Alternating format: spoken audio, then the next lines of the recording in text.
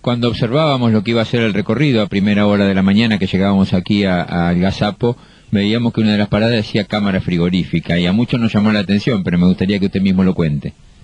Bueno, esta cámara de frío se ha instalado en el establecimiento con la finalidad de mantener estacas y guías en estado enfriadas, digamos, a una temperatura de alrededor de 5 grados, para que podamos hacer reposiciones en el mismo año, reposiciones de las plantaciones, es decir, lugares donde ha fallado la plantación, reponerla dentro del mismo año con esas estacas.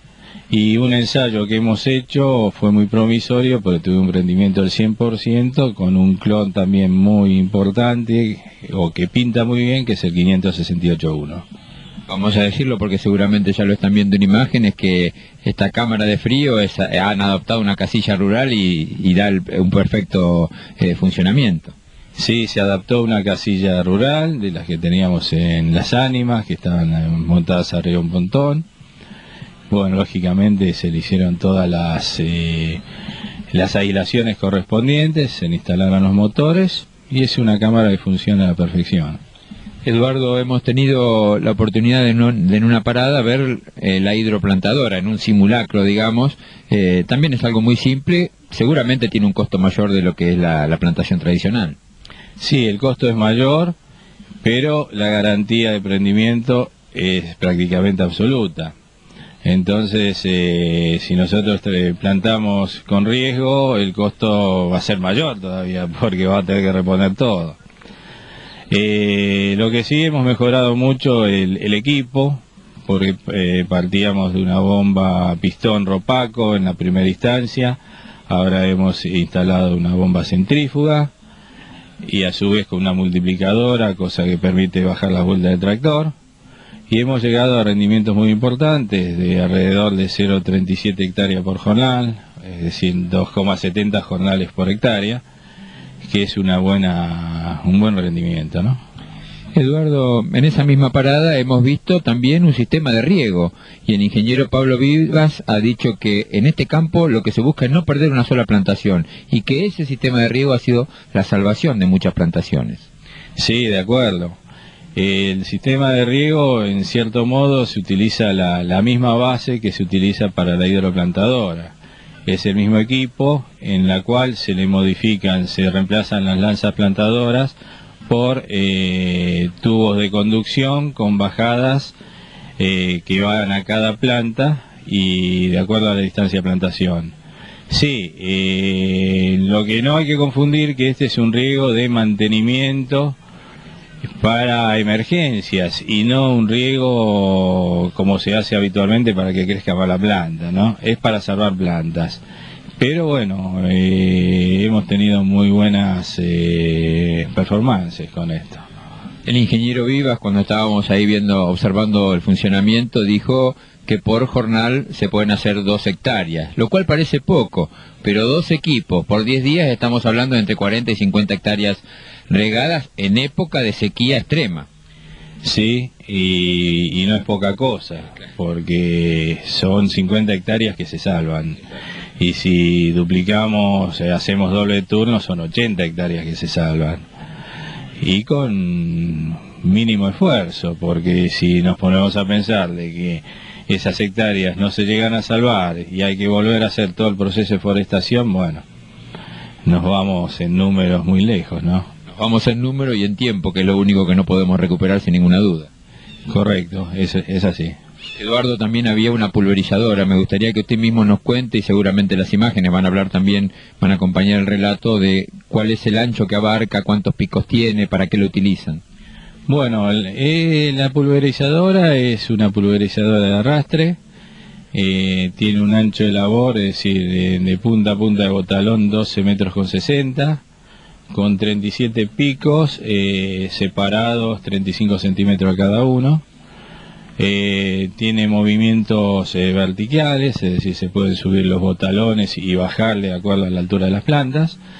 Y nosotros lo utilizamos para En dos aspectos. El primer aspecto es, como estamos siempre con el peligro de sequía, porque entramos en un periodo de transición seco-húmeda en los cuales se pueden producir altibajos en la precipitación.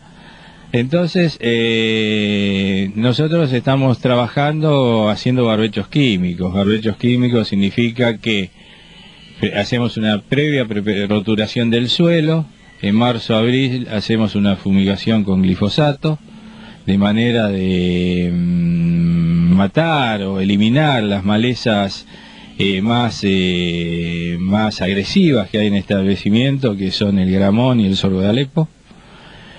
Y bueno, y de ese modo hacemos un primer tratamiento. Luego, una vez establecida la plantación, se hace un nuevo tratamiento con el herbicida glifosato, más un preemergente que puede ser el imazaquino o el diurón, pero antes que brote la planta, de modo de eliminar las malezas que empiezan a venir o las que están por venir.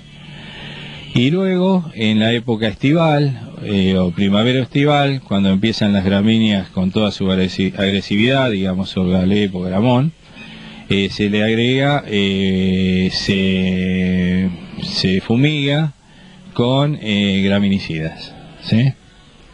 Hemos hablado bastante y no hemos tocado un tema que en cualquier área que se foreste es muy importante y hay que tener el ojo muy abierto. Hormigas. ¿Cómo está la zona? ¿Cómo lo controlan? Bueno, no hay que hablar de control, sino de lucha permanente con las hormigas. Es decir, es un toma y daca. Hay momentos en que explotan las hormigas y uno no da abasto para controlar todo, y hay momentos que están más dormidas, digamos, entre comillas. Pero la lucha es permanente, es cuerpo a cuerpo, si se podría decir, y utilizando todo el arsenal permitido por las legislaciones ambientalistas como para controlarlas. Eduardo, esa explosión en cuanto a la lucha que hay que tener contra la hormiga, ¿se da en algún periodo más seco, en algún periodo más húmedo? ¿Han podido detectarlo ustedes? Normalmente se da más, por lo que observamos, puede llegar a ser casualidad o no, en periodos secos. Y otro de los inconvenientes que nos acarrea, que es un campo forestal que está en medio de la pampa húmeda y en el medio de productores que hacen agricultura de soja principalmente, que no combaten la hormiga. Entonces, bueno, nosotros tenemos todo el peso de la hormiga para combatirla. Y todas las hormigas dispuestas a venir hacia aquí también. Correcto. Eduardo, hemos visto también el procesador cosechando en una franja muy importante, por cierto. Sí, en este momento el cosechador está trabajando en una plantación de 11 años, de uno de los clones que anduvieron muy bien en el establecimiento, que es el Conti 12, con una muy buena productividad. Tal es así que en este momento, en ese monte, la máquina está produciendo alrededor de 24 toneladas por hora. No es poca cosa, por cierto. No es poca cosa, pero en ese tipo de monte. Lógicamente, si el monte es de menor calidad, la productividad baja, ¿no? Esto es una pregunta al margen de papel prensa. Le pregunto al profesional, nos queda siempre mucha madera en el campo, ¿no hay forma de aprovecharla?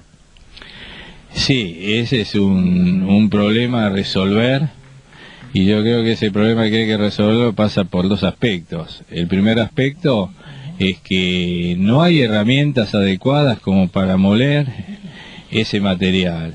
Segundo, que si la madera tuviera otro tipo de precio, o subieran demasiado los combustibles fósiles, quizá en el futuro eso sea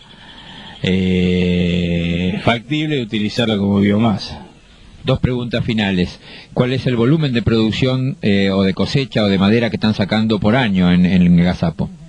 Bueno, eso en este momento estamos con un programa de extracción de 21.000 toneladas. Años anteriores estuvimos en el orden de las 27.000 toneladas por año. Bueno, pero esa es estrategia que maneja la empresa, y bueno, cada campo tiene asignado qué cupo de madera tiene que entregar, ¿no? Y la última, ¿cómo reaccionó cuando Pablo Vivas y Esteban Borodowski le dijeron 150 personas en un día de campo? Que vengan más. Gracias, Eduardo, felicitaciones. Al contrario, gracias a usted.